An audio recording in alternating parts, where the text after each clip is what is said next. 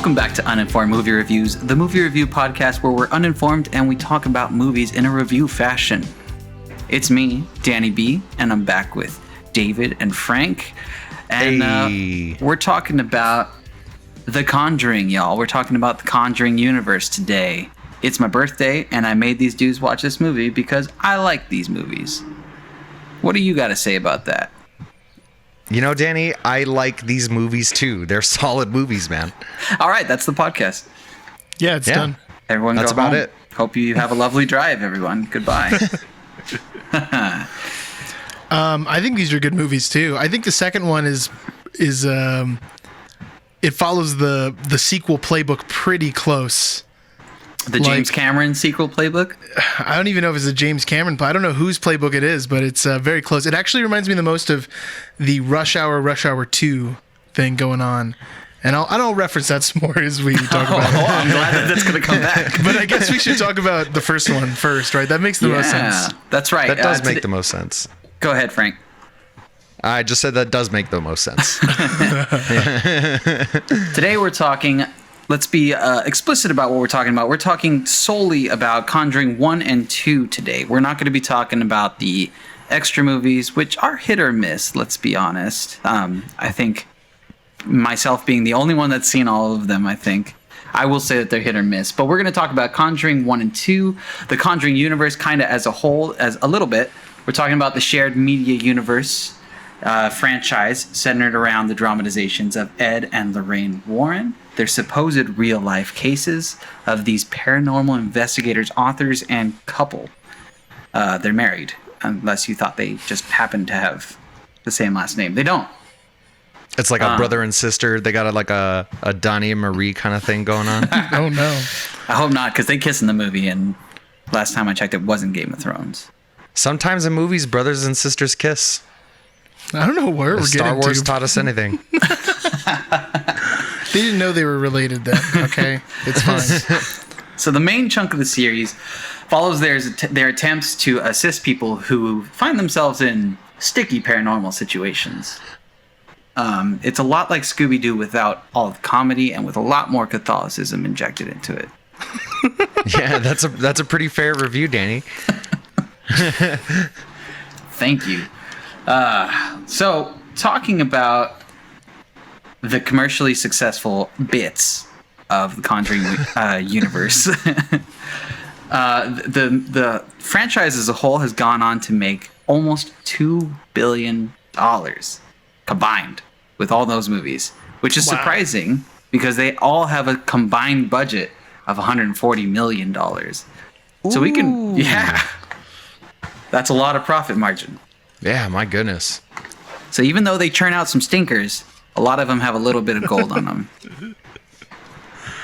It is the second highest grossing franchise ever behind Godzilla as far as horror movies franchises go, which I was surprised to learn about. Yeah, I was like, wait a second, there's no way that's true, Danny. I'm sorry. Yeah, no, as far as horror movies go, which I was surprised because they I guess Godzilla was a horror movie.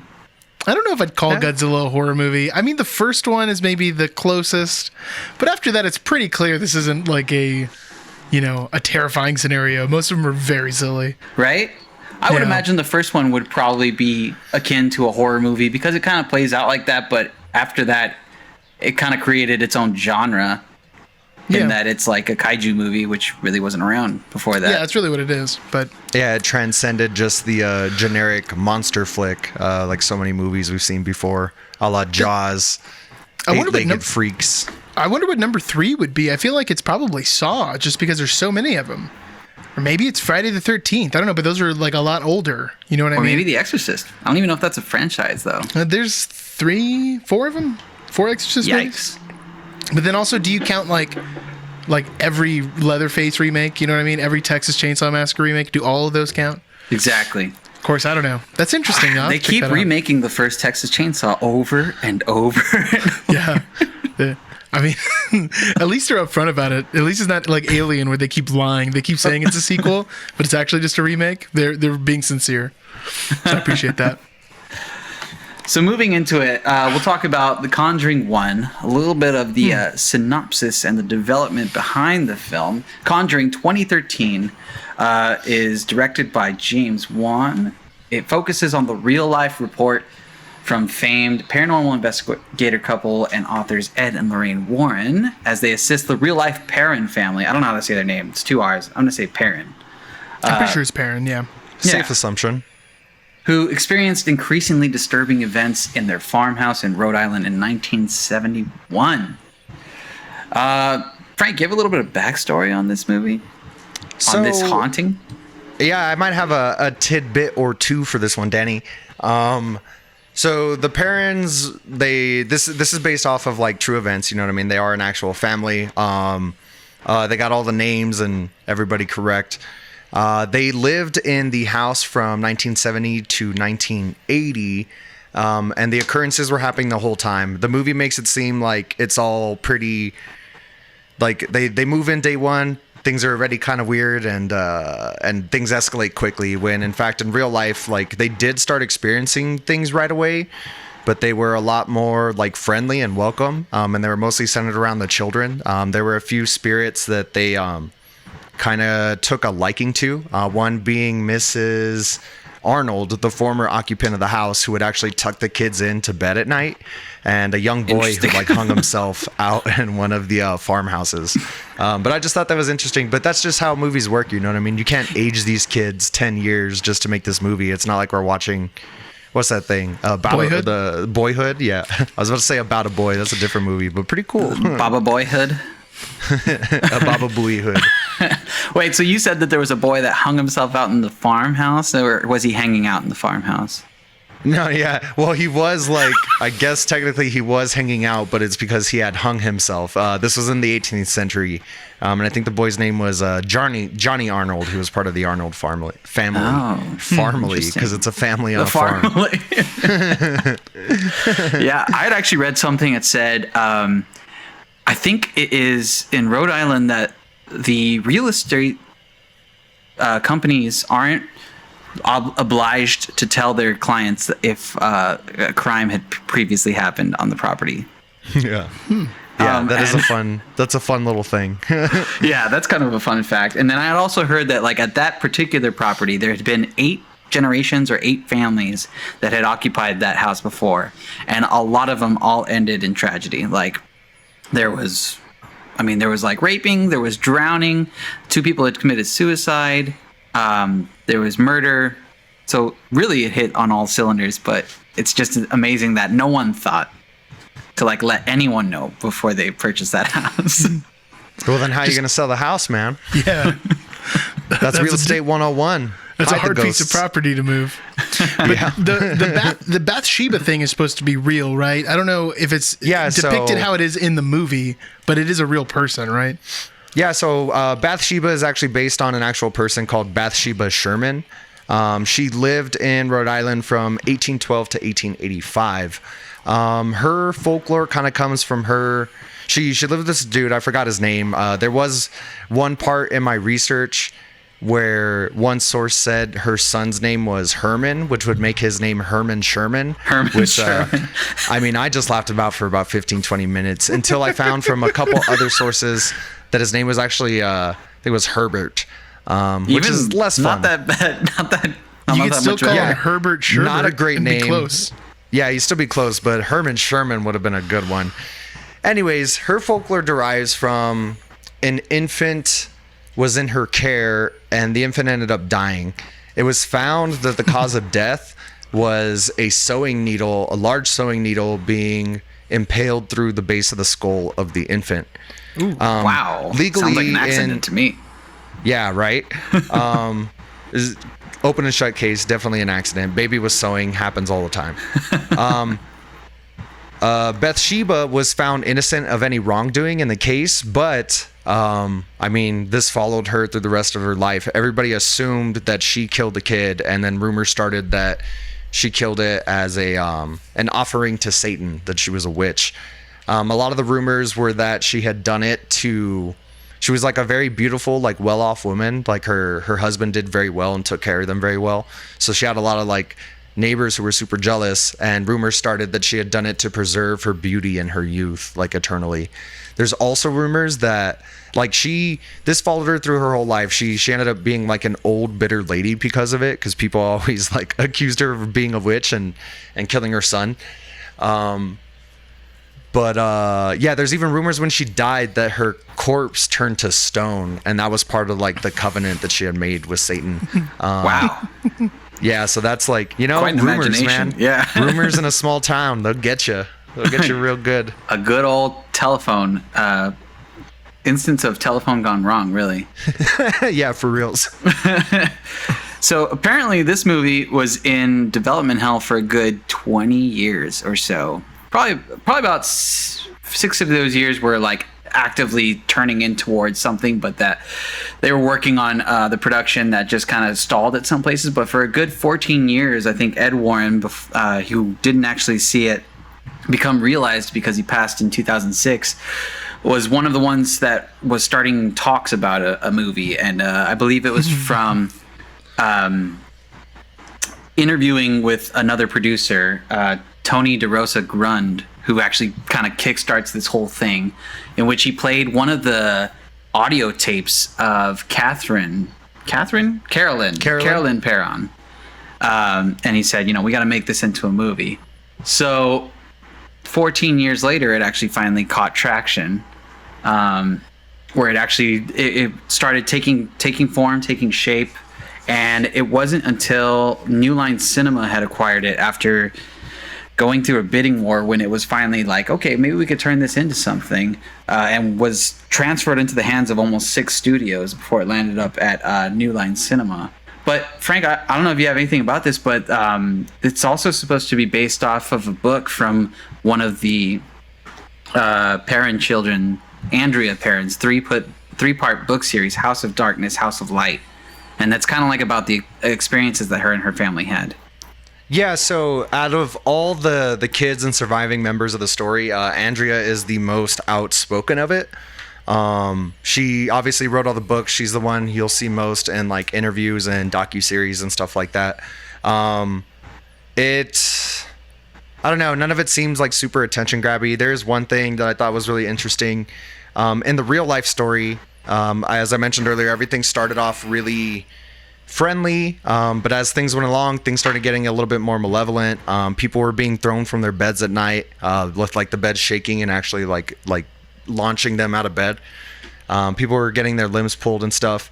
Andrea says that there was one male entity in particular that was like really terrifying, and she actually like won't go into detail about that. That's like one of the very few areas about the haunting that she just like doesn't really talk about. A reporter pressed her one time, and as far as she would go, would just say, let me just put it this way, there was one really bad male entity in a house full of little girls, and that's as far as she went with that. But yeah, like Andrea, I didn't see too much real life stuff from anybody else, although I did see that the whole family was behind the making of the film. Like they were appreciative they're always very appreciative for their story to be told.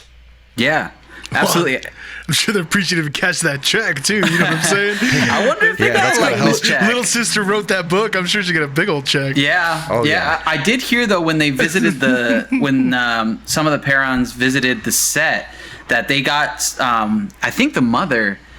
It was either the mother or the daughter, like felt such a sense of realism and like instant trigger from like being set back into that time period that she had an anxiety attack and later like fell the night later, like a night after that or something, and was like put into the ICU afterwards. Or maybe that's just Hollywood spreading rumors. Rumors do a lot. Well, I mean, every Hollywood movie, every horror movie has that people fainted watching this in theaters or something, or always like the shot of the theater gasping, popcorn being thrown in the air. It's like, they definitely have to the sell it as a horrible experience. They had the shtick of people blessing. They hired priests to like bless screenings of this and stuff. It's like, ooh, I know. That's a step ahead. One thing I thought that was funny about development was, guys, this movie was originally supposed to be called the Untitled Warren Files Project, which would be terrible. Actually, I want to get into this really quick. Why are these movies called The Conjuring? Like, It's what is sexy. actually conjured? You know what I mean, though? Like the ghost is always just there, or like the demon. It's always like people show up and disturb it. But there wasn't like, some kid messing around with a book in the basement and like reading some page. Like Evil Dead could be called The Conjuring. You know what I mean? Yeah. That would Yes. make sense. I I guess if argue I that, had... No, go go for ahead. it. Oh, well, No, you go. what I was gonna say is like if I said it's called The Conjuring, A, realistically because it's sexier, but B, because in some of the instances, particularly in the second one, it's said that the poltergeist that was summoned in the second movie was because of the result of playing with a Ouija board. That's like what said the Enfield poltergeist is supposed to be with. This one, I don't know. This one's tougher. I could get the Ouija board thing, but also the second movie really muddles itself by making the nun the bad guy the whole time. Exactly. So it's like, what's the nun's motivation?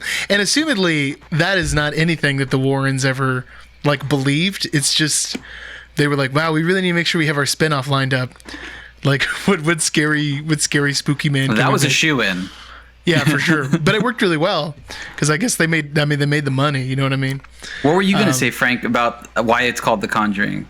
The only like very thin argument I can make for the first movie is that Bathsheba would have done the Conjuring in the first place, invoking Satan, which kind of kicks the whole thing off. I guess that is true. Yeah, and in the movie, Bathsheba has a baby, burns it in, like, sacrifices in the fireplace, and then runs outside and hangs herself from a tree. It's like a little more metal in the movie, and they really lay into the witch thing, like it being her cousin was in the Salem witch trials, which is the 1600s. I don't remember when the Salem witch trials are. Yeah, I would say 1600s, it's late not 1500s. the 1800s though, for sure. No, there's a little bit. I mean, but that's to be expected in any based on a true story horror movie. That things are going to be, expanded and exaggerated. There's the word. Like based is the key word there. Like juice made from like a juice cocktail. You know what I mean? It's not really juice that you're drinking.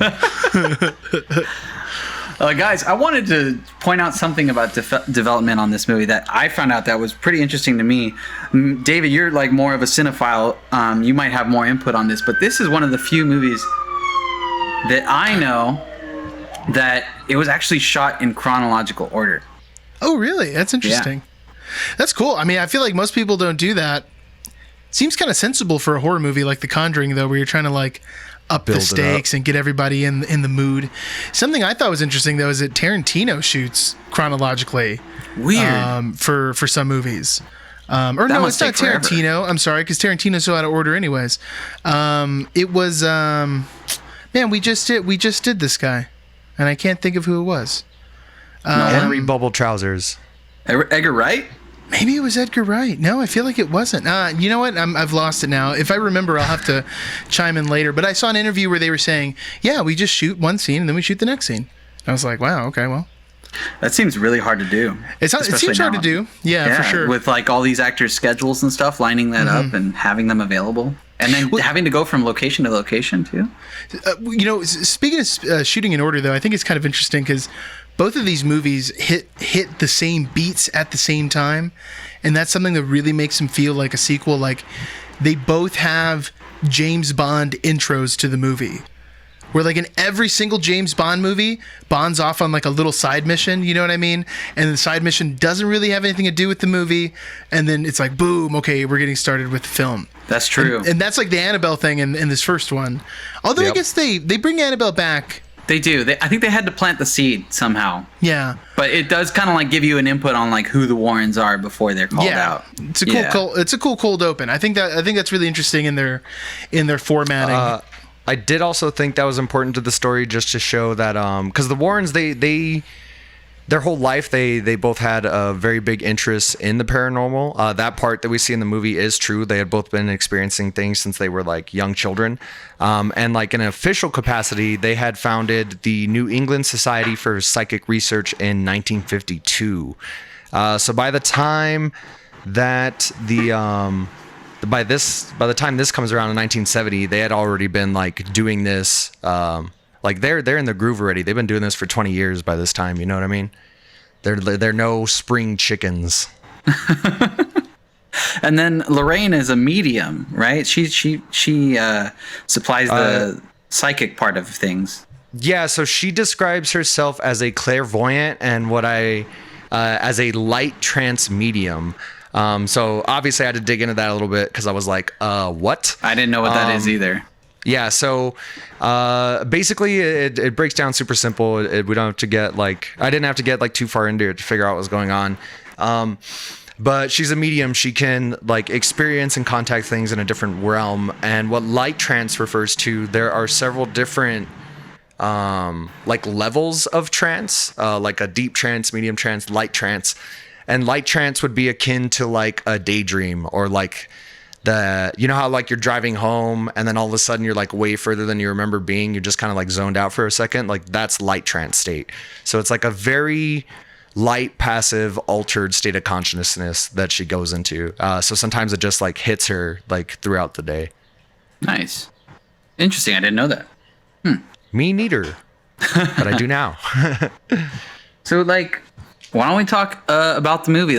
As far as a movie going experience was this, David, was this your first time watching The Conjuring 1? No, I've seen the first one. I've seen it once before. And the second one I had never seen until yesterday. I actually watched both of them yesterday, except I watched them out of order. I watched 2 and then 1. It's kind of weird. Man, the first one's a good movie. I think first off, The Conjuring's got both of them have really good soundtracks, 70s soundtracks. It's a little, a lot of movies do that now. Maybe it's just Guardians of the Galaxy or whatever, but I feel like horror movies are never ones that you would think of having a notable soundtrack. Oh, they're popular music soundtracks? Yeah, popular music soundtracks. There's some really good stuff. They play some zombies. They play Time of the Season in the first one. And the second one has some... the Hollies. I don't know. And it's got that Elvis all over the place too. Yeah, and the Elvis Clash. Yeah, there's good world building, letting you know the setting. Which is also cool too. I feel like if you've never seen these movies, a big thing for me that I liked about them was that they're both set in the 70s and they really nail the aesthetic. Everyone's clothes, everything just feels like the 70s. And I think that's a cool time period for horror movies because you automatically just get rid of the cell phone. Which, you know what I mean? It's well, why didn't they just take a video with their cell phone or whatever? Why didn't you just call them? It's well, with this... you have an easy way to just not worry about any of that other stuff that complicates things. But yeah, I think they're both really cool. The first one, I'm trying to think. The first one, we have the dad, who's the guy from Office Space. Ron Livingston. There we go. Also, Band of Brothers. And the wife, I forgot where she's from. She's from The Haunting. That's right. I don't remember what else she's from, but I definitely know she's from The Haunting. Yeah, Michelle looked that up yesterday, and I remember thinking, oh yeah, okay, The Haunting. What a terrible movie. That one. Wow, does not live up. That one does not hold up, man. Don't go near that movie, everybody. But that's also, isn't that from The Haunting at Hill House? Isn't that from the same source material? Yeah, based on the same source material. And there's another version of The Haunting, which is actually supposed to be one of the best horror movies, a Vincent Price one from the 40s. And it's called The Haunting also, so it's I read that that's what James Wan basically wanted this to feel like. He wanted The Conjuring 1 to feel like the original The Haunting, and obviously modeled it over a lot of the 70s horror movies like Amityville Horror and stuff like that. Which is the Ed and Lorraine Warren thing too, which I didn't know until I watched the second one. I was a little confused because they don't show up in the Amityville movies. Yeah, the first movie, I don't know. I don't think I have that many complaints. Really, most things about the movie I think are tremendous positives. They build tension really well. They introduce little things like the clapping game in the first one that they kind of just keep building on more and more. Michelle, who's just as skeptical as I am of the ghost thing, we were just laughing because in both movies it's always the middle child that's the one that's really getting abused by the ghost. You know what I mean? It's never the oldest kid or something. It's that middle child who's kind of forgotten. It's always a big family too. You know what I mean? There's 4 kids. It's I'm getting forgotten about over here. Oh, the ghost dragged me out of bed. You know what I mean? The ghost left bruises on me. For reals though. It happens though. Well, I was gonna say a cool component about The Conjuring 1 that I think is a little overlooked is in both James Wan and Lee Wanell universes. Also, this is one of the only feature that James Wan has done without Lee Wanell, who was also the co-writer of Saw, and they're together on Insidious and stuff like this. But also, what makes it akin to the Insidious universe is that there's like a bit more of the ghost hunting aspect introduced here, and the early days of it in terms of like the EVPs that they're working with, and the lighting and camera setups where they had temperature changes and all that, which is really like advanced for back then. I'm sure that equipment was super expensive. So to even think of like having that there, I thought it was cool, like a little seed to have that in there. They don't really branch off on that in the second one, which is really interesting because as far as the Enfield poltergeist goes as a historical thing, it was definitely more recorded. It's the longest recorded paranormal like occurrence I think ever. Yeah, and there's like a stupid amount of witnesses for that one. Like, like it's ridiculous. And the first one is supposed to be like the story that was too scary to ever be told before, right? So this one was like really unfamiliar compared to such the famous story that they picked for the second one. Right. Yeah, you know, one thing I did notice about this movie, and maybe this is just like one little continuity error. When they explain that camera thing, they're like, when there's a sharp temperature drop, the camera's going to go off. But then later there's a scene where when I forget who it is, I think it's the little girl, the littlest girl's walking upstairs and the cameras are going off following her because it's like the ghost is following her. It's behind her. Yeah. But then when they get into the bedroom, like the camera goes off like 4 or 5 times. And it's like, well, how cold is it getting in here? Is it dropping like 50 degrees every time this camera goes off, or like? Well, they showed you how cold it had gotten. Like you could see everybody's breath like coming out of their mouths. Yeah, you know but what I mean? just It had keeps gotten significantly colder. So like, but I'm saying like, what's the first significant? You know what I mean?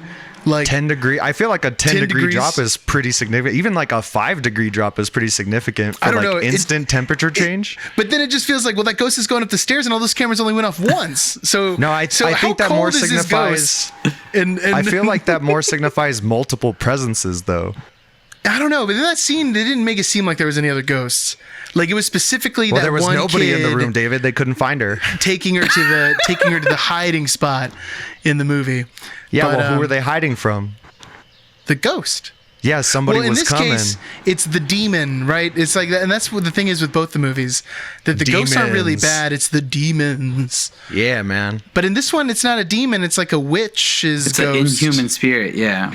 but a human spirit, right? But a human spirit. Who changed herself into an inhuman spirit? Where in the second one, they make it very clear that this person was never human. That the nun Yeah, in the is like an second- evil entity. In the second one, it's really weird because they really try to tie in Valak the nun with this whole Enfield poltergeist. They go too And- hard because the first yeah. one, you get that hint of Annabelle. It's a creepy little story. You get a feel for how the movie's gonna go, and then you get that little thing in the middle with Annabelle, but it's not really about Annabelle. It's about the witch, and then at the end of the movie, you get that last little like, ooh, you know what I mean? But in the second one, it's like, man, there's so much nun. Yeah. Like the beginning feels longer too in the second one. It takes so long for them to even get to England because they're so busy introducing all this nun stuff. Well, yeah, and I think it's what you're talking about with them giving it the sequel treatment. You know, they listen to the audience and they're just like, okay, the nun is obviously like, whoa, that was like, Oops. like leaning into this nun. It's like it's tested super high, so we need to like lean into this, and we're trying to make a universe harder. Yeah, well, they made so much. They made 3 Annabelle sequels. You know what I mean? They're great. They were like, we put a 15-minute Annabelle scene in this movie, and we got people to come watch 3 movies in theaters. So let's like do the same thing with the Nun. But from what I've heard, the Nun didn't do as well. It's received terribly, and I saw it on opening night, and it is just bad. Oh no! Okay, It's well, just really bad. I kind of want to check all of them out. Like, I'm curious just to see like what they do with all the stories. I Yeah, honestly now I think, do want to finish the franchise. Yeah, I think Annabelle did carry itself really well. I mean, like, let me just read the universe to you really quick. We got Conjuring 1, 2013, Conjuring 2, 2016, Annabelle, 2014, Annabelle Creation, 2017, Annabelle Comes Home, 2019. There's reportedly a 4th Annabelle film in the works. The Nun in 2018, reportedly a Nun sequel to be announced, and somehow the Curse of La Llorona is part of the universe. What? Yeah, I didn't know that. No, Okay. Yeah.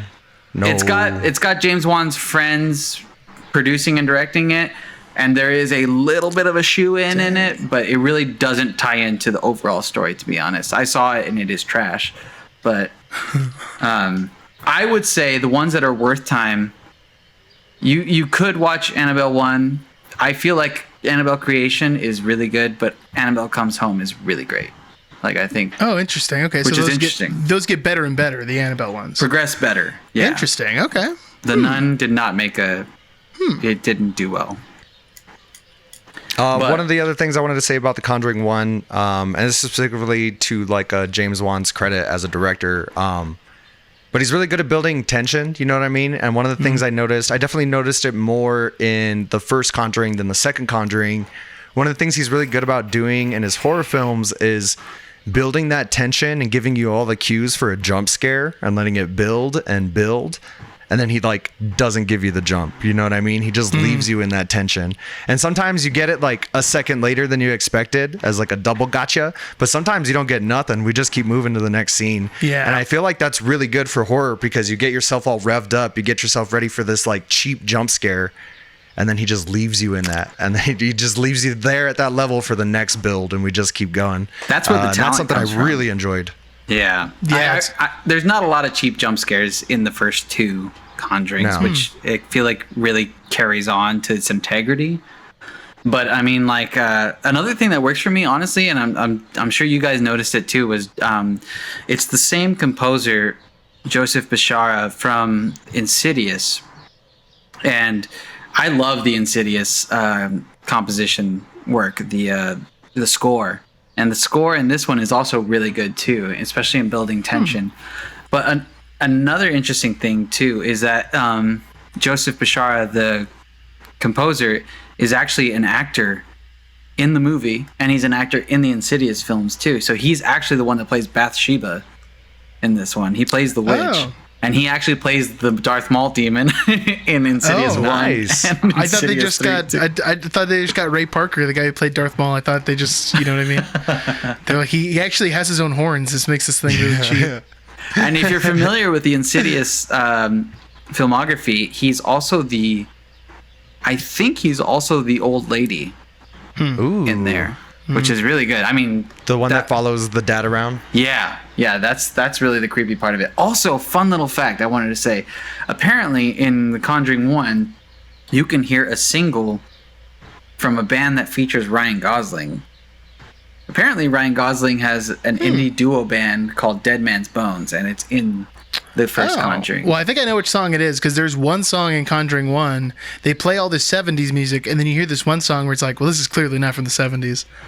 And I think it's when they're setting up. It's like the montage of them getting all the cameras ready for the ghost capturing. Yep, that's it. But yeah, that's cool. You know what? That song was pretty cool too. It's pretty catchy. Well, That's he's a pretty beautiful man. He could only make Yeah. beautiful music. I thought it that's was the funny problem. that his stage name is Ryan Baby Goose Gosling. Wow, that's amazing.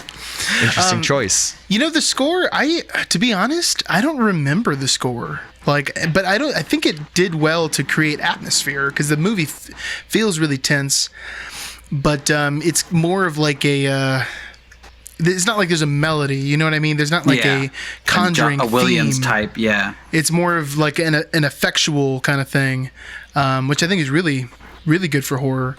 Have you seen Insidious, David? Yeah, I don't like Insidious. Ah, Yeah. I like the score more in that one. And that's why I actually didn't watch The Conjuring for a long time, because I was like, Insidious wasn't that great. You know what I mean? 1 second, guys. I got a puppy waiting for me. Yeah, go ahead.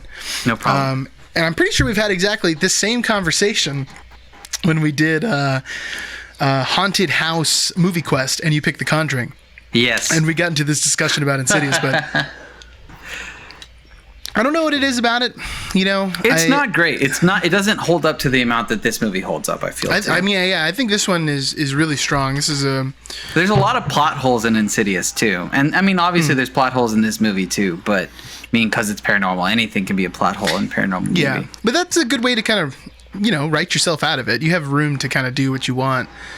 One big thing I just want to touch on in this movie, because overall the tone of the movie stays strong throughout the whole thing.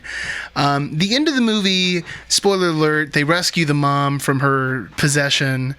And it's a little too happy for me. You know what I mean? Like they have like a light shining down. I'm glad to this you're hole staying in the floor. on theme, David. It's just she's being like cured of the demon. It's like, okay, I could take that much, but then they pull her out and she like runs outside and has like a group hug with her family and everything.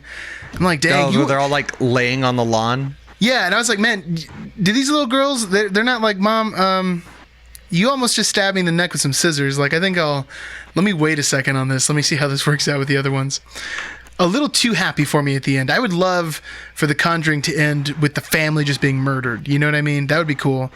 Well, if it makes you feel better, you can imagine that cop who got bit in the face, because the human mouth is very dirty. He probably died from an infection, David. Well, There's a lot of blood vessels very close to the top of your face. That dude's probably dead. Okay, so the first time I watched this movie, I watched it with Michelle, but she was like cooking or doing something else, and she missed like a lot of it. You know what I mean? And then I remembered that cop dying. Like, and then when I'm watching the movie last night, that he like comes downstairs with the shotgun, and they have that scene of him like setting the shotgun down. They're very intentional to like let you know that that's what's happening. And then I was like, oh yeah, the witch is gonna like levitate it, and I think the cop's head explodes or something. And then I was like, he just gets bit in the face. No one dies in any of these movies. What kind of horror movie is this? There's literally 0 deaths in both Conjuring films. No one dies. When James Wan lays into the Disney aspect of himself, which I'm really surprised exists, he goes hard. Like, I don't know if it's Disney-y, but it's clear that like the Warrens are the heroes. Exactly Disney. They have to Disney like loves dead parents. That's true too. That's true. They have to like win the day at the end. You know what I mean? Yeah. Like a Scooby-Doo episode. Which I'm surprised. They have to unmask the villain. Because even in his prior horror films, like Saw, obviously, which had Lee Winnell and everything, there's not a very happy ending to Saw. No. And then there's no happy ending to Dead Silence, which I don't know you guys have seen. Have you seen it, David? Yeah, I've seen Dead Silence. I've seen Dead Silence with you guys, I'm pretty sure. I'm pretty sure that's the only time I've ever seen that, and I don't remember anything about that movie. I just remembered it being really hyped. Like all day long, we were like, Frank's scared of puppets. This is gonna be so scary. Frank's gonna be Frank's so afraid. Not scared of puppets. Frank, are you scared of puppets? I'm not afraid of puppets. I love puppets. I hate mannequins. Okay, and wait, then hang on. Is it like Brandon the who's scared of marionette puppets? style Someone ones? is significantly scared of puppets. I don't remember. It's either Brandon or Durf, but we were watching this as a big group, and that was the point, was to scare somebody of the puppet. And then at the end of the movie, I was like, wow, this was very underwhelming. Like, this was not that scary. But you get to see the character design for the new Annabelle that they retconned. Oh, really? Yeah, because Annabelle in real life is a Raggedy Ann doll. It's not scary at all. Yeah, I saw. just a stupid old I saw Raggedy Ann. a video of the tour of the occult museum that the Warrens have. Which I would love to go to. Yeah. I'm just saying. It is not open anymore, guys. Sorry. Is it because of COVID or is it because they died? It's because she died. But they are still running the like research thing. But yeah, the occult museum is no longer open. When did she die? It could have been that April long ago. last year. Dang! Wow. Yeah, Okay, that's just sad. missed it. How crazy! I didn't know that. She was 92, man. That's old, man. Right? Oh, well, this is actually segues into the other thing. So, the first movie, our dramatic, like the struggle that the Warrens are going through, is that we have this whole plot about Lorraine, Vera Farmiga. Like, last time we worked on an exorcism, we almost lost you to the thing. And then he has this bit of dialogue. Patrick Wilson has a bit of dialogue with Ron Livingston about every time we do this, we lose a little part of Lorraine, like a little piece of her goes away or whatever. So in that movie, it's like the emotional struggle is, can like they both get through it, you know what I mean? And there's a couple times where he's like, no, I can't have you do this, and she's like, I can't let you do it alone, and he's like, but seriously, I could lose you, I don't know what I would do, and then she's like, God put us together for a reason, and then they go and do it. But then it's like, after in the Conjuring 2, they're like, oh, we've had cases, for years, and then blah blah blah. It's like, so none of that. You guys are cool with it. It's a red herring. There wasn't nowhere. like, we need to stop. You know what I mean? Like, I'm worried that you're going to be completely lost, but let's just keep pushing. But then the funnier part is the second movie is like she has a vision of him dying. So then the whole movie is like she's telling him, no, you can't go. And he's like, you think I could let you do this alone? And she's like, I can't lose you. And then he's like, well, God put us together for a reason. And it's like the same thing happens, but on the opposite side, which is the Rush Hour 1 and 2 thing I'm talking about. Because in Rush Hour 1, Chris Tucker is like, what does he tell him? Am I speaking Chinese? Or he makes some really like racial joke now, you know what I mean? About Jackie Chan not understanding English. Do you understand the words that are coming out of my mouth? And then when you watch Rush Hour 2, Jackie Chan throws it to Chris Tucker. Do you understand the words that are coming out of my mouth? I'm like, that's good sequel writing, man. So I could imagine just James Wan watching Rush Hour, thrilled, pumped, really. You know what I mean? And just like just in his notebook. Ooh, that's good. Yeah, that's good. And just one last little thing about how, because there's a really strong formula, and I thought this was the weirdest thing. In both movies, in the last 15 minutes, right before the final climax, there's a scene of Lorraine Warren running out to the car and grabbing her Bible and running back in, and it happens in both of them. Like in the first one, it's like, oh, we need to exorcise the demon. She's like, I'll get the book, and then she runs upstairs, goes to the car, gets the Bible out, and then the second one, it's like, oh, we need to know the demon's name. I wrote it in my Bible. Let me go run outside. And then it's like the same thing again. It's just so funny to me. You would think at this point in their career, you just bring the book with you. Just keep the Bible with you, man. You're exorcists. Like you're demon hunters. They're not exorcists. They're very adamant that they do not perform exorcisms. He's an amateur, right. exorcist. He's not recognized by the church. If you were on he's a plane, a demonologist. If you were on a plane and you needed an exorcism and there was no exorcist there, he'd be like, Ed Warren would be like, well, I guess I got to do it. I just got to say, that's something I wish I could tell someone on a plane. What do you do for a living? I'm a demonologist. Okay, thanks. All right, this conversation's over for the rest of the flight. Is there any David, other I'm actually really glad you brought that up because I just wanted to, before we get out of Conjuring 1, I just want to hit the last real life chunk that I have, and it's the culmination of this story. So in the movie, obviously, they exorcise the demon out of this lady and everything's fine. That never happened in real life because the Warrens don't perform exorcisms. That's for Catholic priests. They're very adamant about that. So the Warrens visited the house multiple times over the years. This went on for a good chunk of time. They did different investigations with their equipment. They just kind of observed and waited to see things. And they also held some seances. Observed and report. Yeah, observe and report, obviously. During one of these seances, Andrea says she witnessed her mom's chair levitate. No, she began to speak in a language that didn't understand first. Her chair levitated, and then her chair and her mom were thrown across the room. At this point, Roger Perone kicked the Warrens out. He said, you're going to kill my wife. She's going crazy. Get out of here. Because the family was so poor, they were financially unstable. They were stuck in the house until 1980. They got what, 5 kids? 7 kids? Yeah. It's hard to feed that many kids. Don't have that many kids. You got a 5-bedroom house with 5 kids? And what does the guy do? He's a truck driver or something? Yeah, truck driver. Jesus. So yeah, they pretty much just were stuck there until they could afford to move 10 years after they moved into the house, and all the hauntings just stopped because they were gone. Well, I saw an interview, and the thing that really just stuck up to me was that the couple gets divorced later on in life, because when they're doing this interview before the movie, they're separate and they're talking about how they're not together anymore. And I'm like, man, imagine going through 10 years of demonic possession and your marriage is good, and it's nah, it's 20 years later, I just can't tolerate him. It's probably because of snoring. Well, I mean, or he was chewing probably too loud or something. That's got to be a lot of stress on a marriage, man. That's insane. Well, I mean, to make it through it, though, you know what I mean? Well, I guess I am applying it to how the movie depicts it, which is the other thing, too, that the climaxes of the movie are always so, blown out of proportion. It's always a Ghostbusters ending or something. Crossing the streams. Yeah. One thing I got to say, though, you're saying that those guys are adamant that they're not exorcists, but when Conjuring 2 came out, they had an event where they were inviting people to come watch the premiere, like YouTubers and influencers, and they set up this whole day where like the people they invited to this screening, and you know, to like pump up the press about the movie. They started off at the Ed Warren house, and they went through the Occult Museum. They had a tour with Lorraine Warren. And then after that, they went to go like watch the movie. They screened the movie. And then after that, they went to like this hall where they had like a Q&A thing. But then they also showed some footage that they had never released before. And it was of Ed and Lorraine Warren performing an exorcism.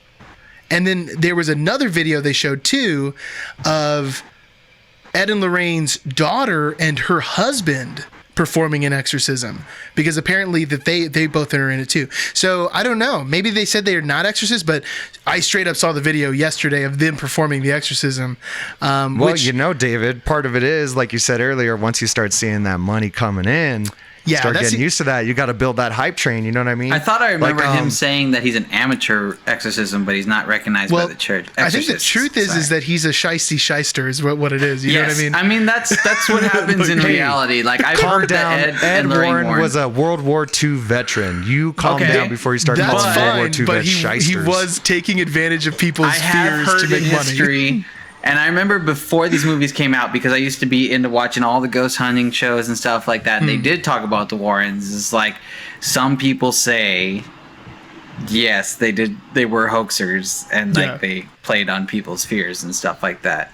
No, yeah, they are surrounded by controversy. One of my favorite quotes that I read in my research was one of the skeptics who worked pretty closely with them.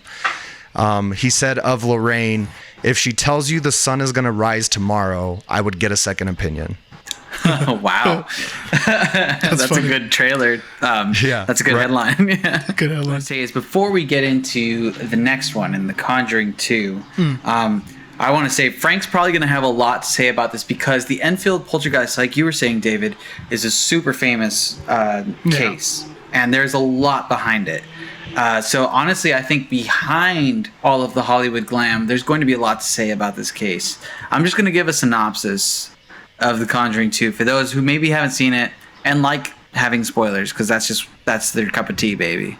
People love spoilers. Some people like it. Some people like pain, and that's just what they want. And I'm going to indulge them. So here we go.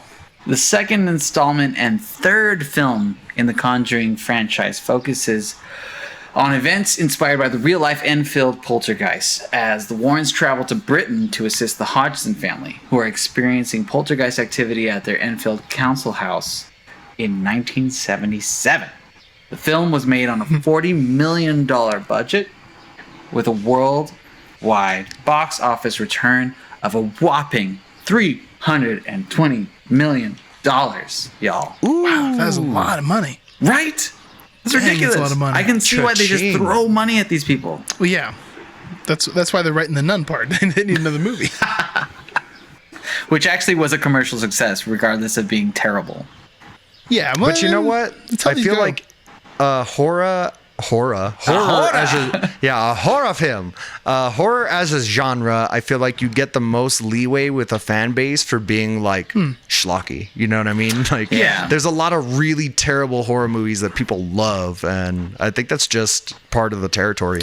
Yeah, and a great example is like the Saw movies. They get dumber and dumber, but somehow more and more epic. It's like doesn't make any sense. Watch I feel all like the Saw movies. I think like the winning factor for some horror movies, especially standouts that aren't part of a franchise, is you need to like release your horror movie and plan it so that your release is coming out in a slump part of the year where there are no horror movies, and that horror addicts are just like, well, I gotta go see that. That's the only thing that's playing that I like.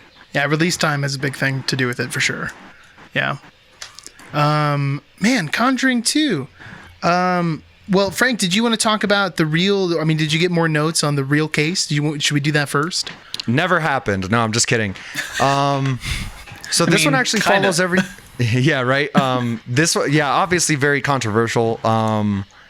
This, even at the time, like, it's very split down the middle. Like, people are like, you either believe them or you think like these little girls are full of it, and by it, I mean poop.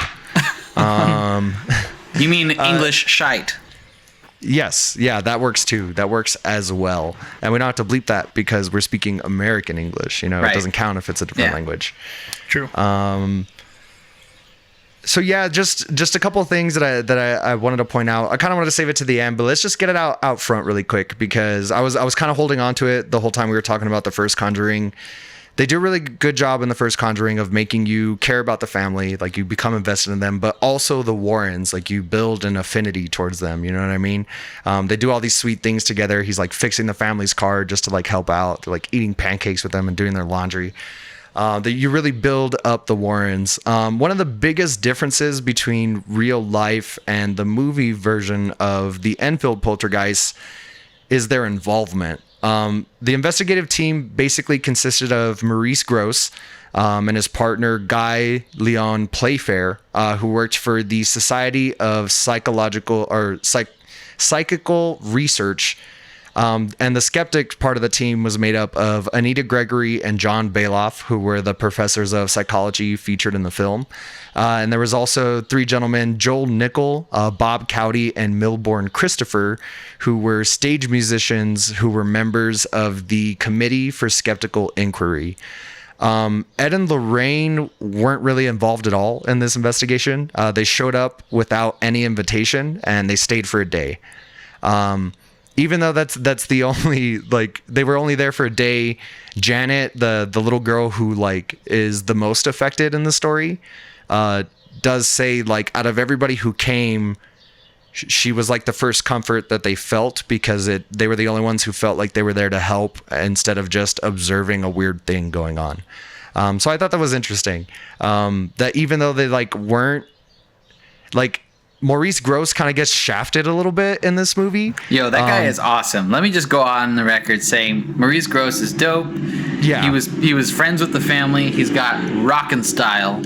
Dude, I love his aesthetic. They nailed that actor. Like they made really him look just like the real dude. I thought that was really cool. But you know, it's like they plucked him out of time and then just put him in the movie. Before we get any further, man, I thought this was interesting because there's, and it's not Maurice Grosse, it's another name in there. And let me see if I have it on my phone still, because I did a little bit of research on this movie. I was kind of curious about like what's real and what's fake in this whole story. Man, you know what? I don't know where I put it, but there was a guy who was working on that case before the Warrens even showed up, and he was the one saying that the Warrens had nothing to do with the case, that they showed up for one day, they were unannounced. He said that Ed Warren had told him, I know how I can make you a lot of money on this thing, or something like that. I heard that too. And then that guy was like, that's pretty much all I needed to know from Ed Warren, was that was his, mindset. Which is funny because in the movie, they make Grosse seem like that guy. Like there's that whole scene of Vera Farmiga being like, is your intentions really like this family's best interest or whatever? Or to have a famous finding or something like that. Even when they're just meeting the family, like Grosse is just like excited about all the work he's done, and he's trying to tell them their findings, and he's like, well, let her tell her story. Like they're so discounting of him.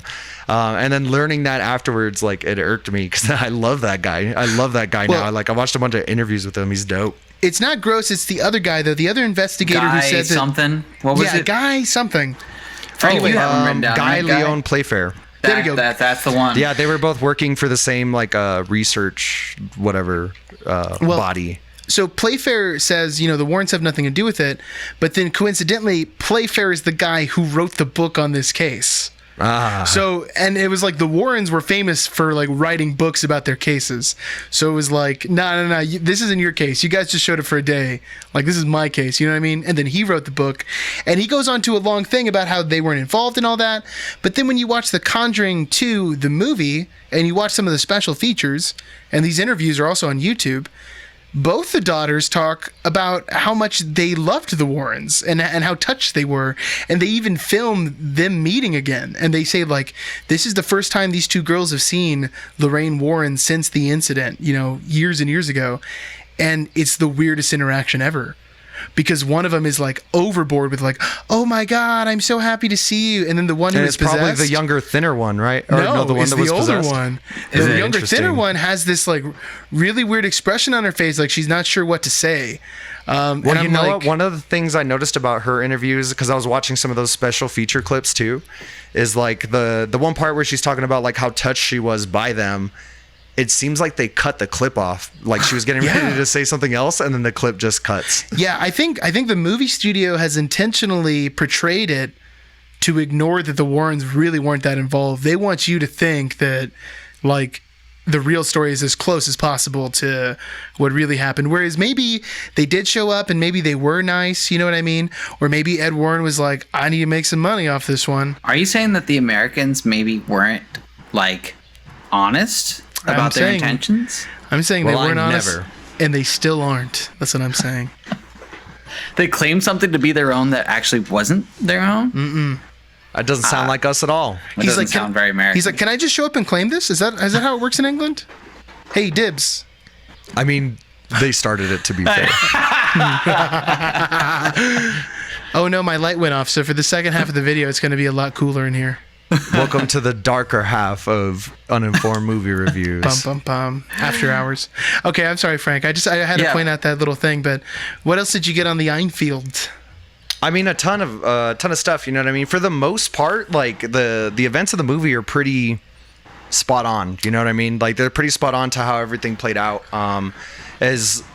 Even as far as the very first two police officers, like there were actually two police officers that witnessed a chair do exactly what they did.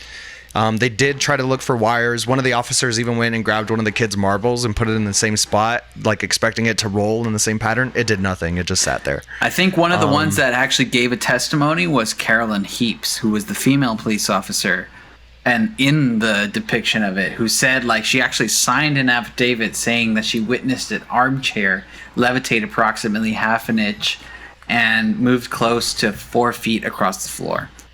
So it is one of the most documented paranormal experiences, at least. Although there's no proof of any of it, which I think is the most interesting part. Yeah. Like, because the movie, it's like we have all these cameras and everything, but they never actually capture any of it. There's that famous photograph of her, like, levitating off the bed. She's jumping. It looks like she's jumping. Yeah, the unfortunate part is it's a series of photographs. Like, it takes, like, a multi-shot, so you see her, like, Yeah, because in the movie there's a line of dialogue about, every time there's noise upstairs I hit this button and it takes a photo. But in real life, apparently they had it set on a timer to take a photo every 15 seconds. So it's like if these little girls just know that, they could set up a photo to get a bunch of weird stuff, you know what I mean, quite easily. Which is possible, but I don't know. I just think it's interesting, although the part to the story that is the hard part for a skeptic to deal with is that there's like 30 something witnesses. There's like so many people who went in and out. It's like, yeah, it's the whole investigative team, the two cops, the neighbors were actually involved. That was like a real couple. Outside of that group, it's another 30 plus witnesses. Like outside of that group, like outside of the family, the cops, the investigative team, an additional 30. The most interesting one that I saw was a neighbor who just happened to be walking by the house, and she saw Janet levitating like through her upstairs bedroom window. She just saw this little girl floating around, which has to like ruin your day a little bit. At least raise some questions for sure. Yeah. Hard to concentrate at work. Yeah, I knew when we would go into Conjuring 2 that, Frank, this was definitely going to be more of your side because, I mean, the movie overall, as far as we talking about as a sequel, it's a good sequel. It's fine. It expands the universe a little bit more. It's essentially, just built off of what the first one establishes. It's not amazing, and I honestly feel like the first movie's better, but it definitely you can see where the movie production and the studio had a lot of its greasy little fingers in here, like saying, hey, we need this, and we need this, and we need a lot of stuff to branch all over the place. Yeah, we have these films planned, so we need you to plant these seeds here. Exactly. And in particular, kind of, David, what you were talking about in that, like, the first occurrence of the nun and Valak, the demon nun and all of these scenes were added during reshoots. So they weren't actually in the original production. Well, yeah, that makes so much sense. And then yet they end up being kind of some of the more memorable and, like, original parts of the film because they lead into it. They're more visceral, I'd say. But like a lot of the production design for the nun itself was actually retconned because they originally imagined Valak as being like a horned demon, like a just like a general type of demon or something like that. And then he's James just supposed to be a small winged boy on top of a dragon. As you can see. Oh, wow. So that is Valak? Yeah, It that's is. supposed to be Valak back there. Interesting. He's just hanging out.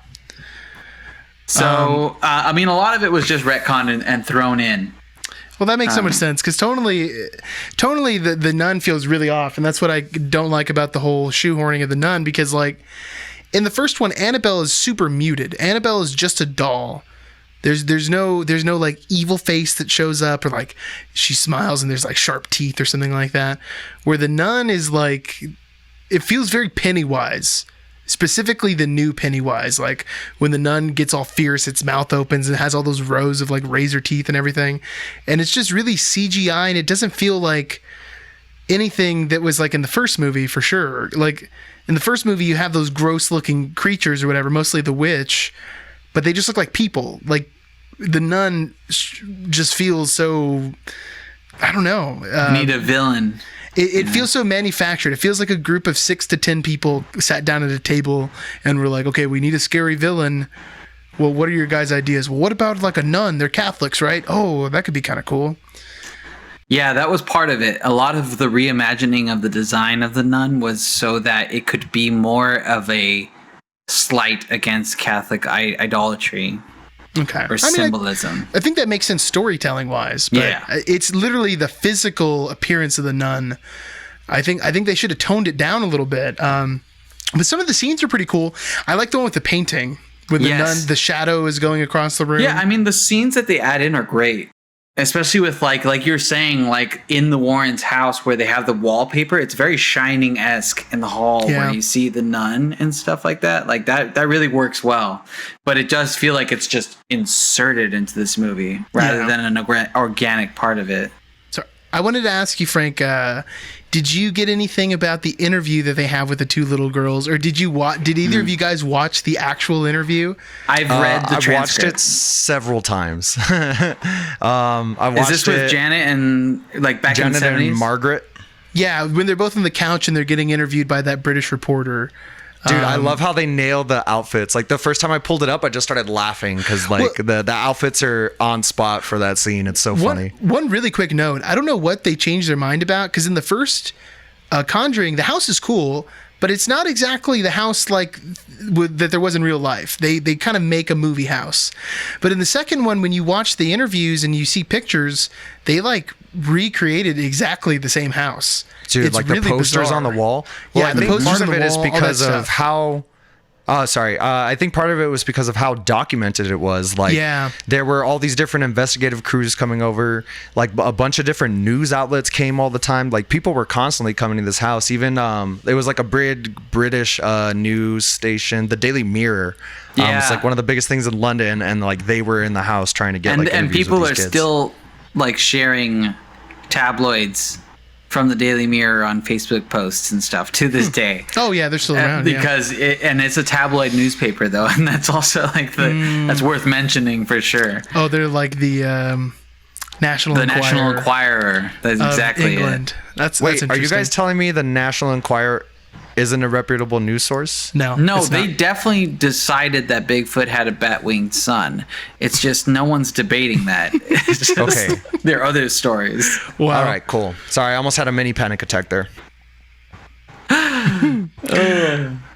Well, Frank, do you have more to speak about The Conjuring 2? Anything like Oh, well, realistically? I just wanted to get back to this interview really quick. What did you guys? yeah. What did you guys think of the interview though?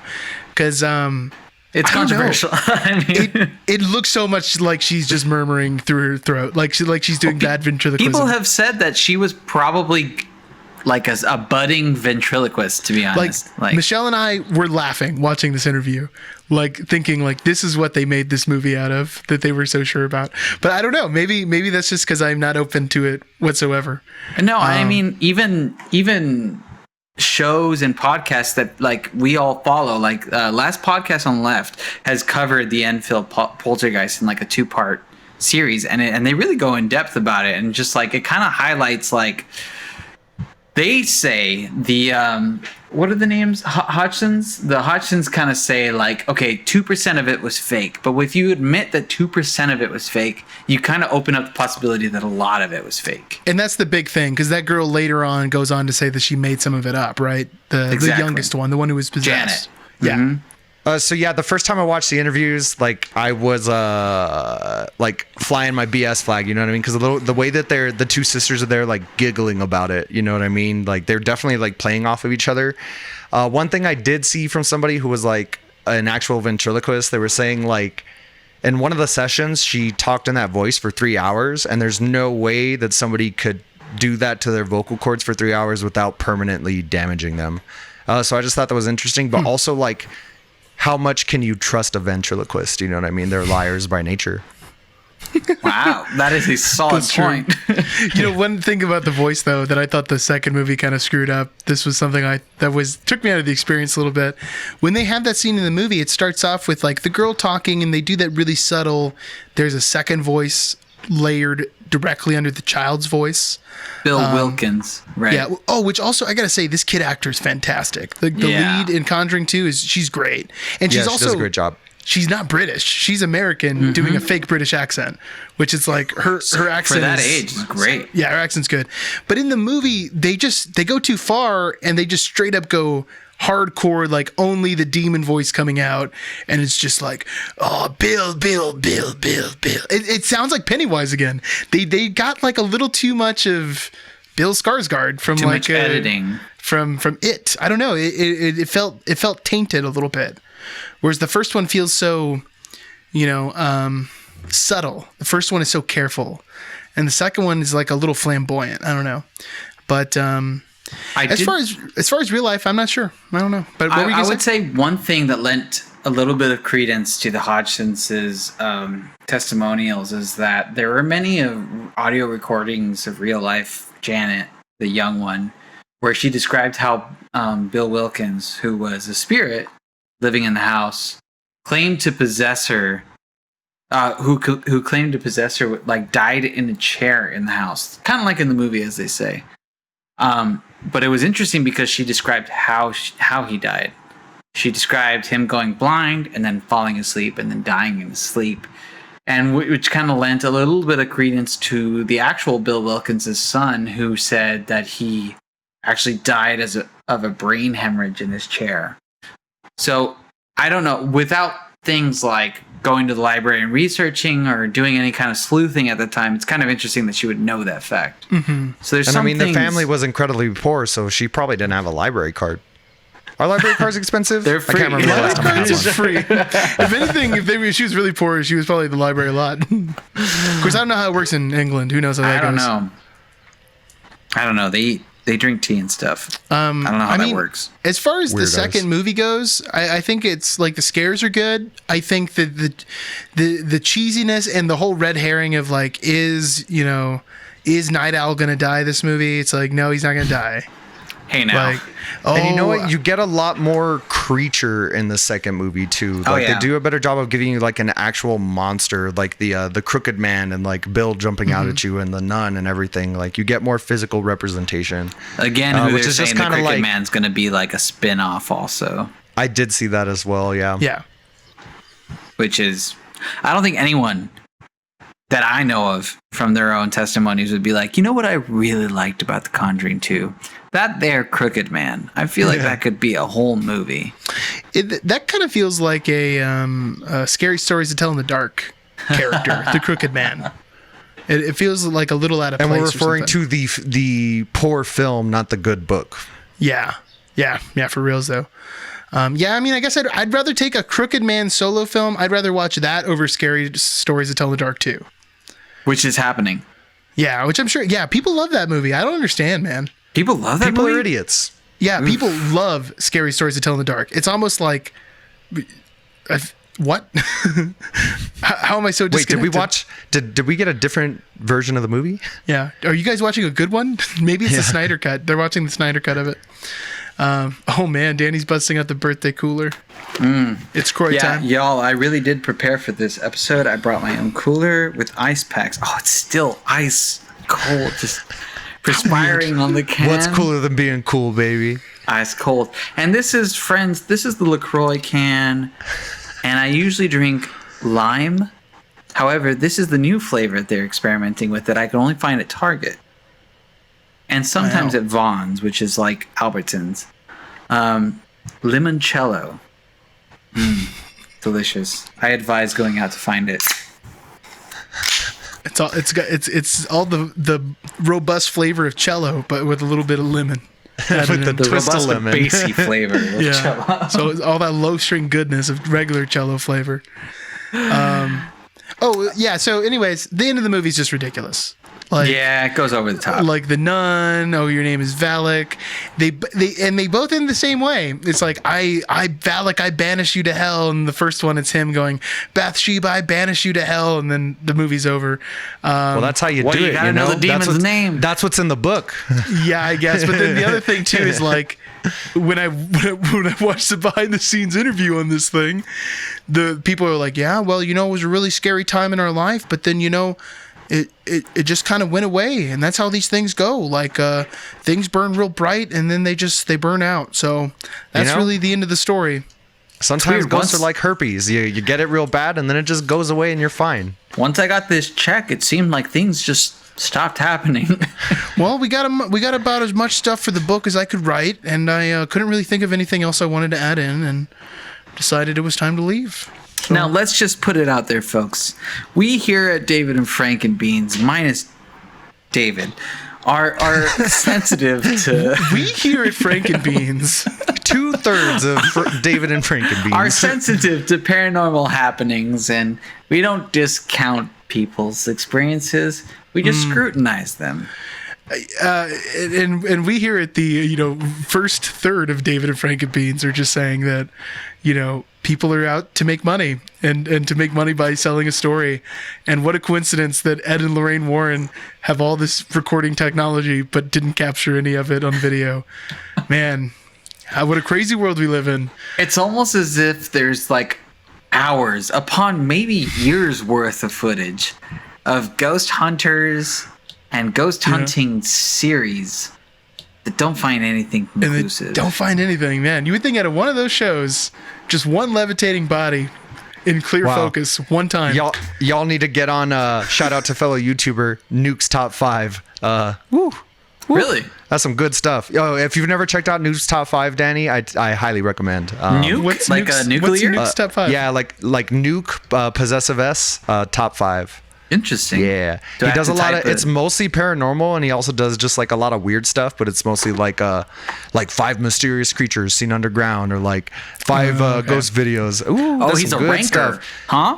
Yeah, So he's competition. There's no ranking at all. There's 5 of them. There's no dispute over the quality of them. You know what I mean? There just happens to be that many. Yeah, but I mean, anyone can just put a video on the internet. It's not that hard. Someone with editing experience way above mine could fake a. But like Ed and Lorraine Warren, where's the proof, y'all? Yeah, my favorite part you got 20 about books. Nuke's Where's the Top proof? 5. The what? Sorry. Nah, it's okay. It's not that important. I really just don't want to repeat it. I hate this ducking thing so much, man. Before we move on, I feel like we should acknowledge that there is going to be Conjuring 3 as part to tie off the trilogy. It is the latest in the Conjuring movie franchise, set to premiere 9/11, 2020, which is, wow, could you choose a different date? It's a cursed date. That's right a really there. significant date. Like, I have to celebrate my dog's birthday that day. 9/11/2020. That's a scary. Everyone said they wouldn't forget. Well, maybe they won't forget that it's airing on 9/11. But the official film title is The Conjuring 3, The Devil Made Me Do It, which sounds dumb. Sounds dumb upon first hearing. I had to look into it a little bit because I thought it was dumb. Maybe you don't think it's dumb. I think it's dumb. A little dumb. Good. I'm glad that David thinks it's dumb. A little dumb. It's not super dumb, but it could be tighter. So it's Yeah, you could actually definitely do a tighter named title. upon an actual trial in U.S. history called also known as the Devil Made Me Do It trial, which is based on the trial of Arnie Cheyenne Johnson, also known as the Devil Made Me Do It case. One of the first times in U.S. history that a murder suspect would claim demonic possession as a defense. Yeah. Yeah, his official plea was not guilty by reason of demonic possession. Yeah, it's. I thought That's it's cool. at first I was like, this is kind of stupid, but then I looked into it and I was like, this is pretty interesting. There are a lot of retellings and dramatizations on A&E and stuff like this about this case. It is very well documented. It's about in 1981 Connecticut, Arnie Cheyenne Johnson was convicted of first-degree manslaughter for the killing of his landlord, Alan Bono. And a little bit about it, I did kind of No dive in. relation. No relation to Sonny Bono or Cher Bono. Just another guy that's a dog groomer. And I gotta say, I did research a little bit about it. Apparently, it focuses on the Glatzel family, who was, a young family with, I think, about 3 kids or so, but they were home flippers essentially, from what I recall.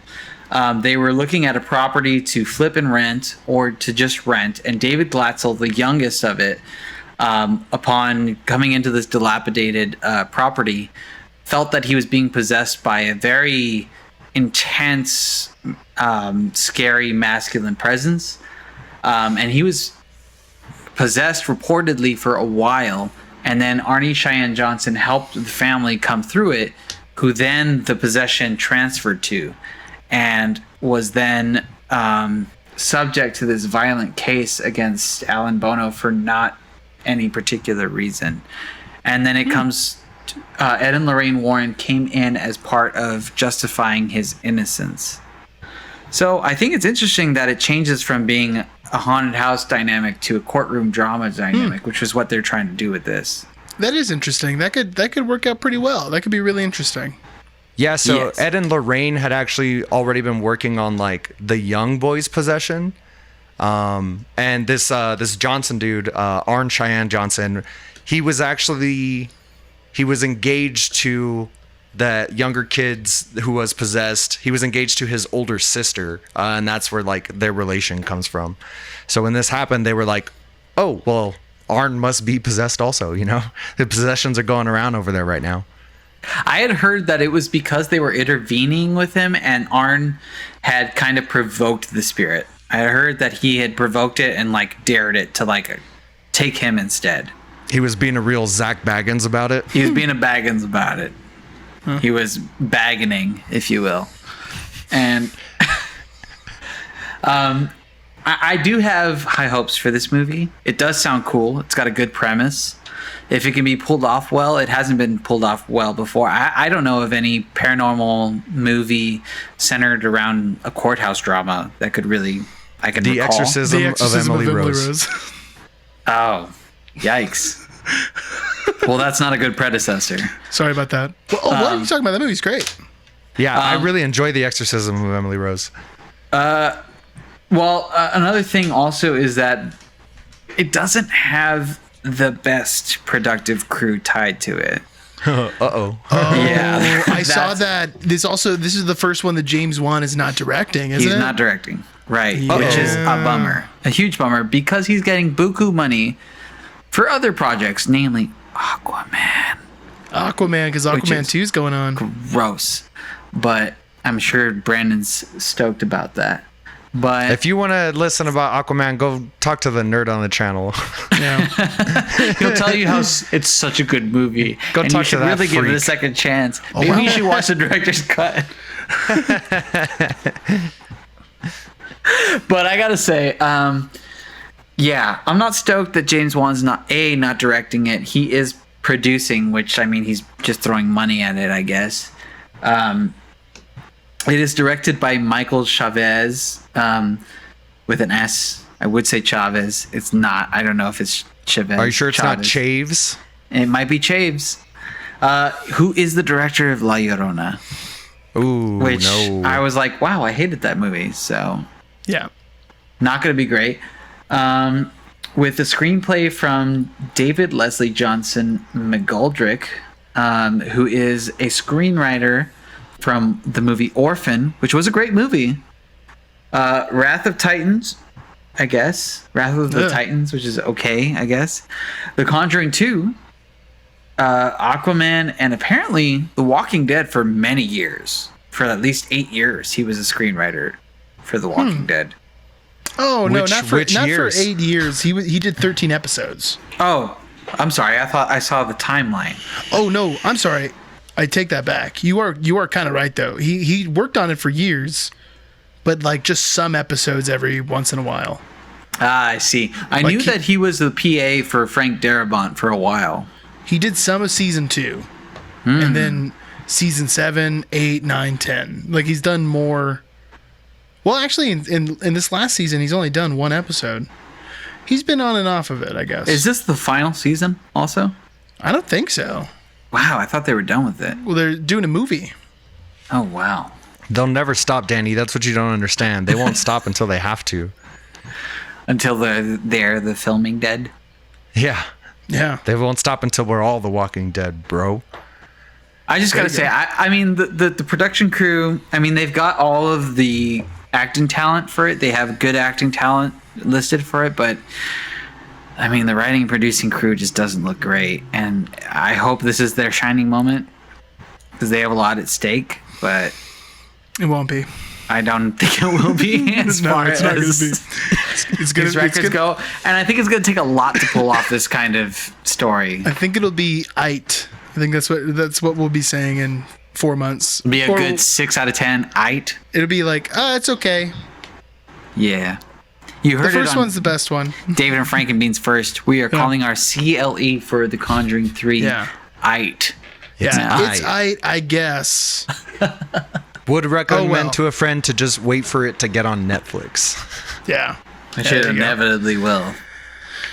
Last thing I wanted to touch, because I feel like we're winding down here. We pretty much covered everything I had about the Warrens organically as we worked through this. Just about obviously their most notable cases, like inspired all these films that we know today. They're claimed to have investigated over 10,000 cases over the years. Out of all the most notable ones, there's one more we didn't touch on that I just wanted to mention. It's the case of the Snedeker House haunting, which inspired a haunting in Connecticut, y'all. I just learned that that's a today. great- I had no idea that they were tied to that Interesting. story at all. I didn't know that. The Haunting in Connecticut is kind of a gem, to be honest. Oh, that movie's dope, man. Movie's I great. really enjoy that The movie. think I've seen that A&Es one. about it are great. Like, there's a lot of accountings of those accountings, great, that are awesome. To be honest, I know one of our friends who's not our friend anymore was actually from Connecticut, who actually told us that they grew up down the street from that house. I do remember that, yeah. Yeah, and I remember hearing a lot about it before it was even in Hollywood. So it's really interesting to know that, but honestly, like all of the recounts of it have been pretty interesting, especially the history I've heard. Didn't know that. Yeah, no, I didn't either. That was very exciting to me when I saw that, like on like I was trying to see like all their like famous cases and stuff, and I was like, yo. I mean, a like brief number one, that's dope. Number two, Yeah. I'm gonna rewatch Haunting in Connecticut soon. Exactly. Like a brief synopsis about it all is that like a family moved into this old dilapidated house that happened to be a funeral home, an old funeral home, and it had a mortuary service in the basement. And not only that, but there were seances held years before when, I mean, this whole neo-spiritualism thing kind of happened in the, when would you say that was? I think it was Victorian like area? I think it was like the 40s and 50s, like in America. Like 40s or 50s, yeah. And there was supposed to be like a really malevolent spirit harbored there. And there's a lot of recountings of like the family. I mean, there were sons that were living in the basement that happened to be the mortuary area and stuff like that. And one of the sons got possessed from it. So that's what I remember from The Haunting in Connecticut. But I mean, it is a great movie. I think you should watch it. I think it's not an amazing movie, but it's pretty good. And a lot of the retellings are very interesting for sure. I'll check that out. I haven't seen that one. Yeah, it's a solid one. As far as horror flicks go, solid. Well, I mean, I guess that's it for the old Conjuring. We've conjured, and we've sentenced it to hell.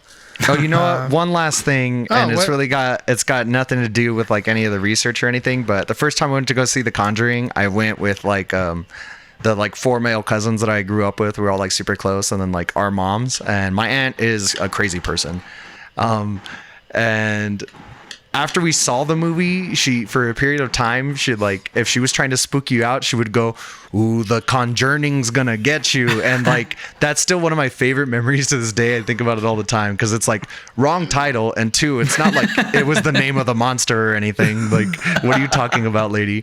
But like for years, the Conjuring's gonna get you. Oh my God. Shout out. Shout out to Frank's aunt. Yeah. You're welcome anytime on David and Frank and I'm Beans. glad that just popped into my head right now. Well, folks, that yawn is the perfect segue into our favorite little segment.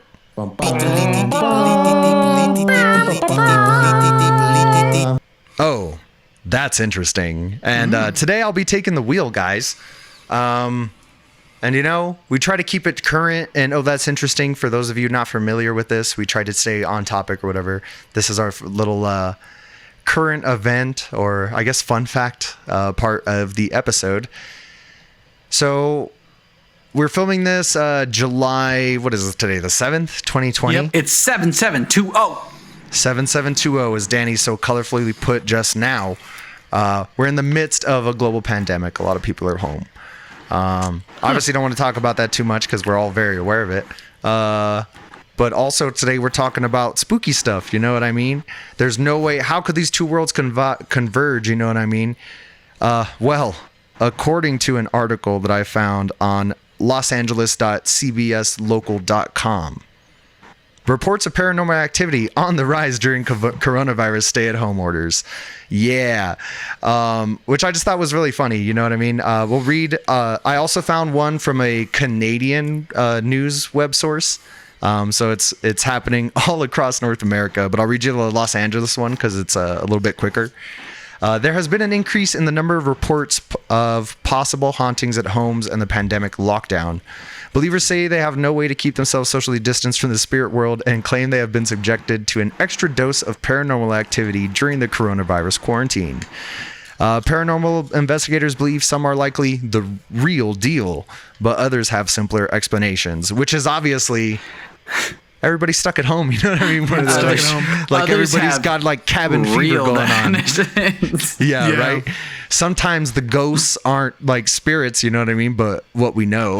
maybe it's just like bad energy in the air, like in Ghostbusters 2. So like a bunch of slime is building up under the city. Could be slime. And then that causes the ghost to come out. Hey, there's a lot of slime here, man. I will attest to that. It could be that.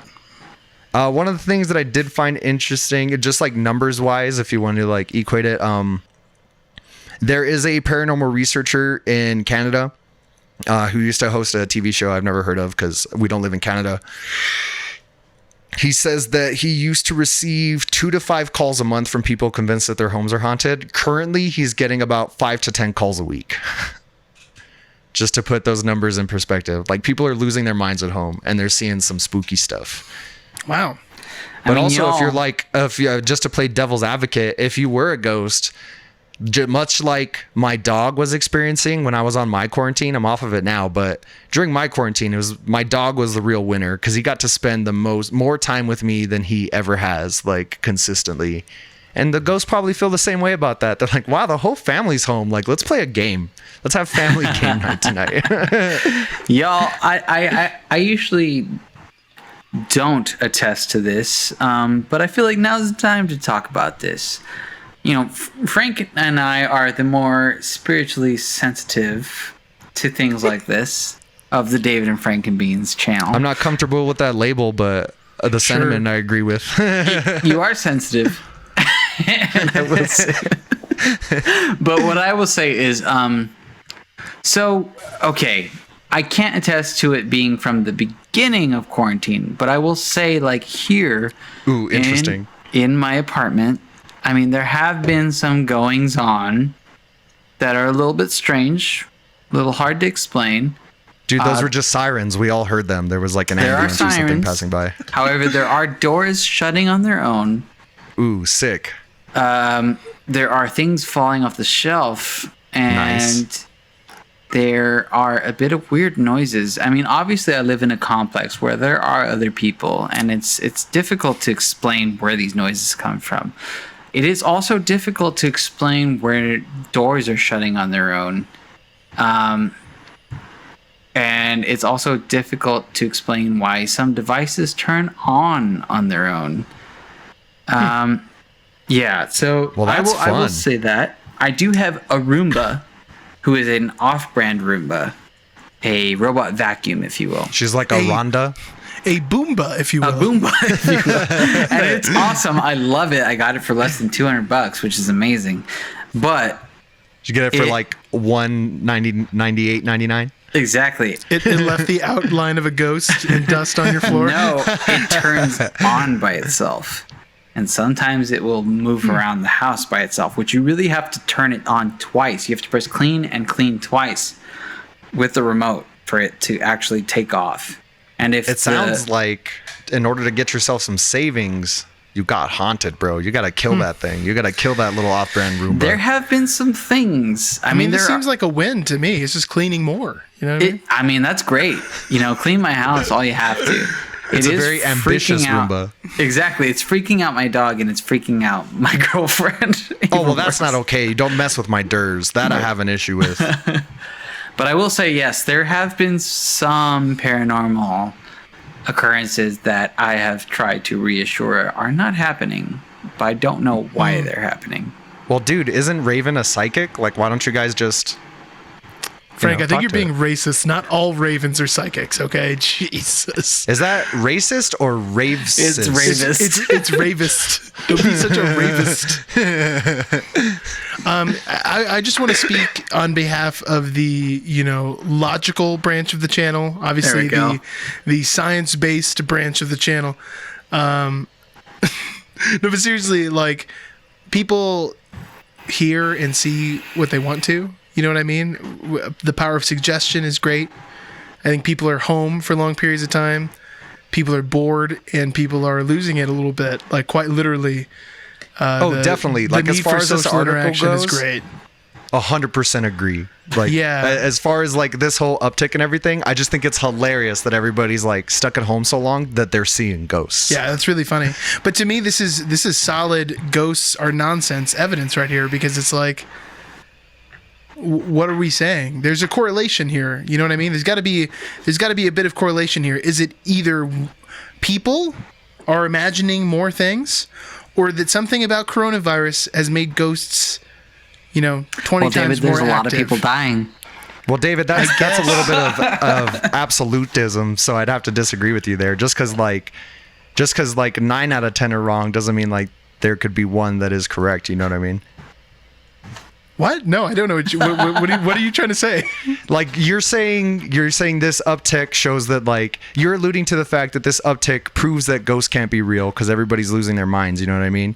I'm saying that's too black or white. You know what I mean? That's not how life works. I'm saying this is strong evidence. Oh, I would agree with that. Because okay, can you agree on this, that this has some correlation with coronavirus, this uptick? No, that's what I said. Like, people are stuck at home but so I'm saying long. you Maybe agree people with are that, so though, right? bored Yeah. that they are hiring paranormal investigators. So well, what I mean though is that either And they got that- this that is something Trump that money, comes you know from what I mean? people. You know what I mean? This is something that people create in their brains, like all ghost occurrences, like these two little girls in Enfield, England, or ghosts are like, it's time to be spooking people. Everyone's at home. Let's get spooky. And then there's a Ghostbusters montage of all Or, the ghosts David, coming out of the ground. more logically and more science-based, maybe there's a lot more I'm so excited. negative maybe there's a lot more negative-based energy in the air with people Dang. being pissed at each other at home. Well, I gotta say, Dr. Garcia's dropping bombs on me over here. Conjuring these spirits, if you will. And you know what? You can't disagree with Danny because this is his birthday episode. It's my birthday, so I guess just that's give true. me that. I'll have to give you that. It is your birthday. So for this episode, That is ghosts a are real. Yeah. Try Fact. to disprove that. Cannot. Well, I guess it's time, y'all, to close this episode out. Here we are at the end of another road, and it's time for peeps or And predicaments. Okay, so Nailed it. let's see here.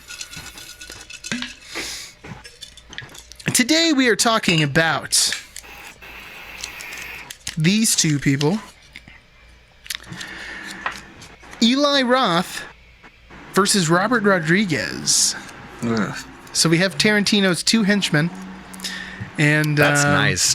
Fun side note, while I was looking at my Conjuring notes, my last notes in this book were for our World War II movie quest, and at the bottom I have Eli Roth and Hannah Montana written right next to each other. I have no idea why. I have no idea what that means. Because to get him in the mood for those inglorious the bear juice scenes in Inglourious Bastards, he was listening to Thank you, Hannah David. Montana. Thank you for paying Yikes. more attention to me than I do. Who would that's a sad thing.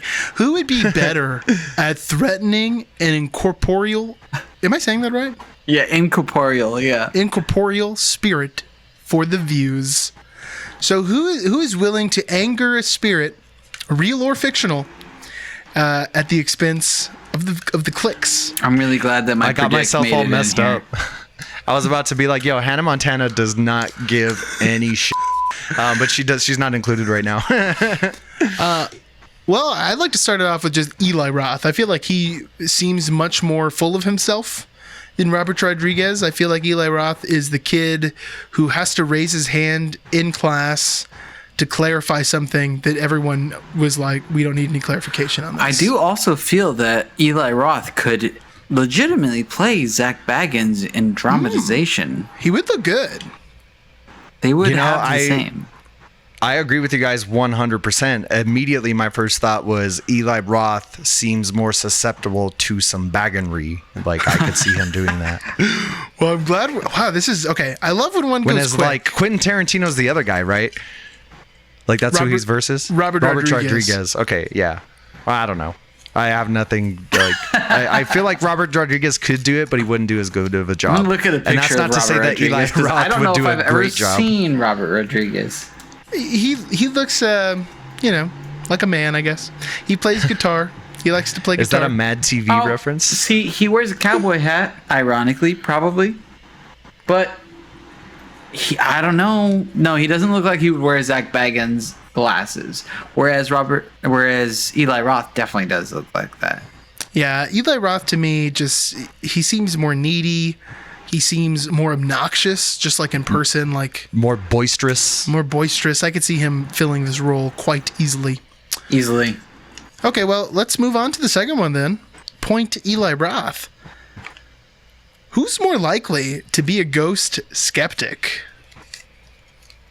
Between Robert Rodriguez and Eli Roth. Between Robert Rodriguez and Eli Roth. I gotta say, this one's a little bit tougher, like at first glance.